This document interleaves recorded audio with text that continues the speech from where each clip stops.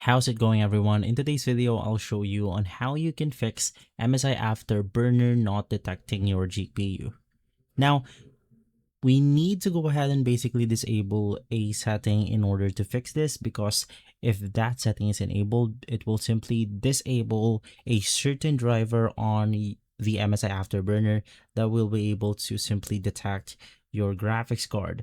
Now, this only applies to some devices out there, but you just want to make sure that this setting is turned off.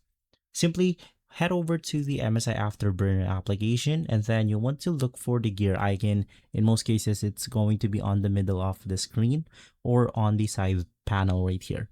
Now, head over to System Settings, and basically you just want to make sure that the Enable Low-Level I/O driver is disabled. As you can see right here, you may disable user interface tooltips and more, and this driver is for fast hardware scanning, and sometimes when this is enabled, your graphics card will not be scanned at all. So just make sure that this option is disabled.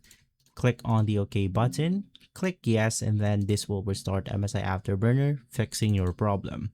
If this video has been helpful, leave a like, subscribe, and follow Guide to Everything for more videos like this. Thanks for watching.